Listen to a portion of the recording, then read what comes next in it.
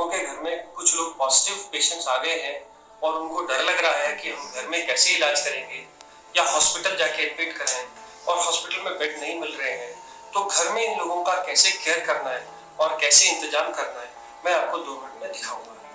हम अब अपने घर में 3 सेक्शन बनाएंगे। ये है हमारे घर का पहला सेक्शन। पहले सेक्शन में वो लोग रहेंगे जिन लोगों को कोई बुखार, जुकाम या कोरोना के फीचर्स नहीं है। जाकर के सब लोग टेस्टिंग कराने का कोई बेनिफिट नहीं है। जो लोग इन्फेक्टेड नहीं है, जिनको बुखार नहीं आ रहा, उनको सिर्फ 2-3 चीजों की जरूरत है। रोज अपना टेम्परेचर चेक करिए, फ्रीक्वेंट हैंड वॉश करिए, अगर घर में दूसरे से इंटरेक्ट कर रहे हैं तो फेस मास्क का यूज करिए और सोशल डिस्टेंसिंग, 1 हाथ की दूरी पे रहिए। इतने दूरी पे रहने पे कोरोना के फैलने का डर ऑलमोस्ट नील होता है। तो वो सब लोग, जो लोग ठीक हैं, जिन लोगों को फीवर नहीं आया है, वो लोग अपने घर के उस सेक्शन में रहेंगे जिस सेक्शन में दूसरे इन्फेक्टेड लोग नहीं है। जिनको फीवर आ गया है और जुकाम, बुखार, खांसी हो रही है, वो लोग घर के दूसरे सेक्शन में रहेंगे और इन दूसरे सेक्शन के अंदर जो लोग नॉर्मल हैं वो उनको डिस्पोजेबल्स में खाने का इंतजाम करेंगे। खाने में क्या खाएंगे? खाने में कोई भी वेजिटेरियन फूड, क्योंकि भूख कम हो जाती है, स्मेल कम हो जाती है, इसको आने में 1 महीना लगता है। इन लोगों को लिक्विड डाइट, सूप्स, जूस या ऐसी चीजें जो वो लोग खुद मांग रहे हो, सब अलाउड है। खाने में किसी चीज की मनाही नहीं है। आपको इसके अलावा क्या इलाज करना है? इन लोगों को बुखार हो सकता है। बुखार वाले लोगों को आपको बुखार की गोली सुबह, दोपहर, शाम देनी है। अगर बच्चे हैं तो यही गोली आधी हो जाएगी। अगर बिल्कुल खाना नहीं खा रहे तो ORS का सोल्यूशन देना है। कुछ लोगों को vitamin B, vitamin C, vitamin D, मैंने प्रिस्क्रिप्शन अपने व्हाट्सएप स्टेटस पे प्रिस्क्रिप्शन डाला हुआ है। इस प्रिस्क्रिप्शन को अगर आप प्रिंट करो तो ये कहता है कि आप पहले तो 1, 2 और 3 विटामिन है, अगली 2, एक तो फीवर की और जुकाम, बुखार, खांसी और गले दर्द की दवाइयां हैं। ये दवाइयां आप लीजिए। इस पर्चे से आप ये सिम्टोमेटिक ट्रीटमेंट कर सकते हैं। नॉर्मली एक नॉर्मल सा माइल्ड सा वायरस है, 99% लोग इससे ठीक हो जाते हैं और उनको कुछ और चीज की जरूरत नहीं पड़ती। बट 1% लोग जब बीमार होते हैं तो उनका बुखार बहुत तेज हो जाता है, वो लोग खाना खाना छोड़ देते हैं और उनकी ऑक्सीजन सैचुरेशन कम होने लगती है।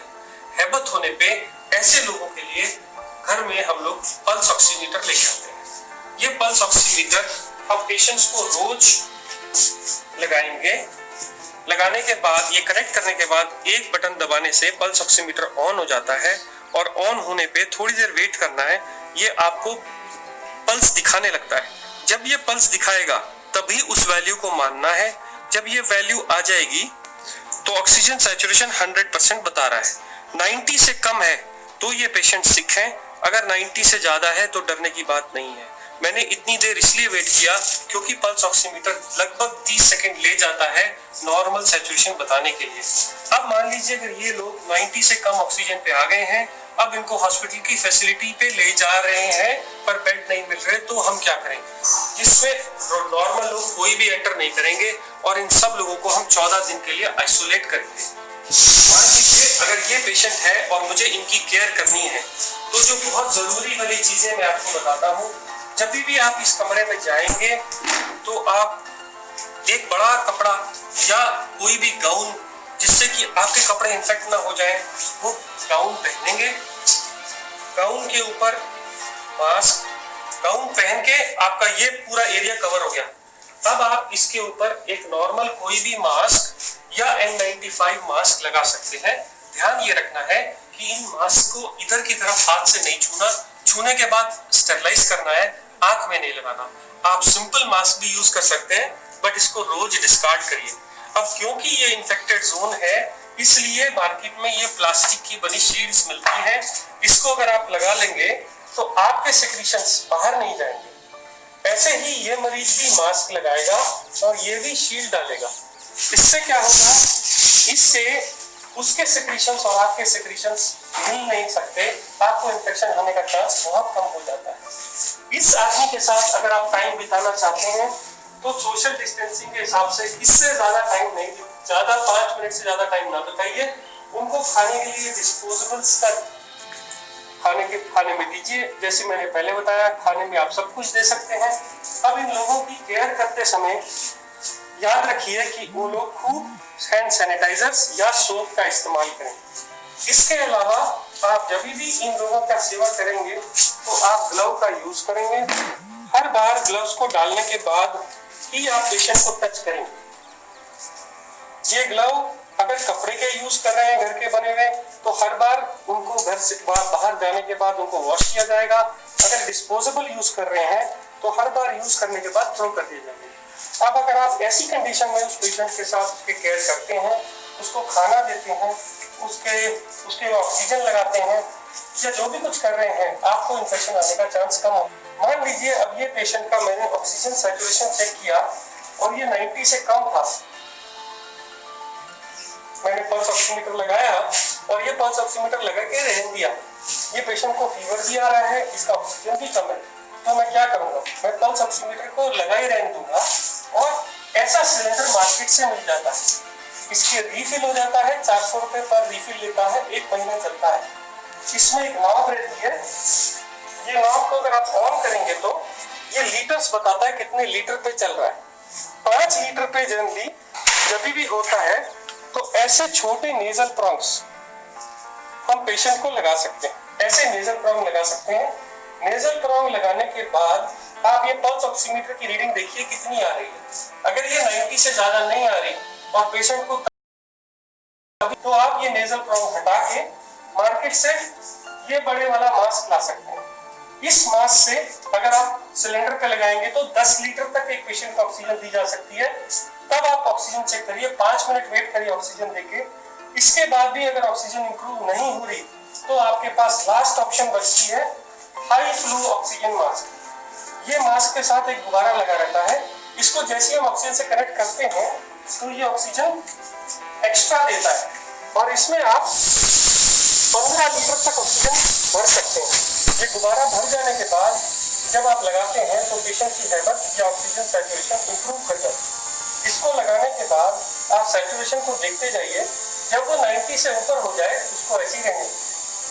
दिन में ये लोग मास्क 3 से 4 घंटे लगा सकते हैं और जैसे अगर हेबत होने लगे तो छोटे मास्क पे आ सकते हैं। और अगर हो सके तो सोते वक्त बेड एंड को थोड़ा ऊंचा करके रखिए। अब इस कमरे की सेफ्टी के लिए इंफेक्शन बाहर न जाए, घर का बना फिनाइल या कोई भी एंटीसेप्टिक सॉल्यूशन से घर का पोछा मारिए। अब आप इस कमरे से जो बाहर आने लगे तो आपको सबसे पहला काम क्या करना है? ग्लव उतार के डस्टबिन में फेंक देने हैं और ये गाउन निकाल के आपको बाहर नहीं जाना। आप ये गाउन को हटा के उसी कमरे में छोड़ देंगे, मास्क शील्ड्स उसी कमरे में छोड़ देंगे और हैंड वॉश करके आप पूरा हैंड वॉश करके इस कमरे से बाहर आएंगे। 14 दिन तक अगर इन लोगों की ऐसे ही सेवा करी जाए तो ये लोग इंप्रूव हो जाते हैं। अब इन लोगों की दवाइयों का क्या? मैंने जैसे पहले बताया था, व्हाट्सएप स्टेटस पे एक और ट्रीटमेंट डाला है। ये ट्रीटमेंट उन लोगों के लिए है जिनको बेड्स नहीं मिल रहे, हॉस्पिटल फैसिलिटी नहीं है और दवाई देने का और कोई इंतजाम नहीं है। तो आप पुराने ट्रीटमेंट की तरह देखिए, ऊपर मैंने 4 मल्टीविटामिन लिखे हैं, उसके नीचे मैंने भूख लगने का सिरप लिखा है, नीचे हमने जो दवाइयां लिखी हैं वो सिम्टोमेटिक इलाज के लिए हैं, जैसे कि डेरिफिलिन, जैसे कि मॉन्टेलुकास्ट मैंने पहले बताई। इसके अलावा जो नीचे आने वाले इंजेक्शन या एंटीबायोटिक्स हैं जो डॉक्टर की गाइडेंस में लेने चाहिए, वो एक तो है डॉक्सीसाइक्लिन, सुबह शाम 5 दिन के लिए 10 गोलियां, ये लोग इतनी देर में इंप्रूव कर जाते हैं। और दूसरे हैं 2 इंजेक्शन। एक इंजेक्शन है ब्लड थिनर का, क्योंकि कहा गया है कि ऐसे लोगों को क्लॉट्स बन जाते हैं, इसलिए ये इंजेक्शन सुबह शाम देना है डॉक्टर की गाइडेंस में। और एक स्टेरॉइड का इंजेक्शन 10 रुपए का डेक्सामेथासोन, जो दिन में 1 बार लगेगा सुबह।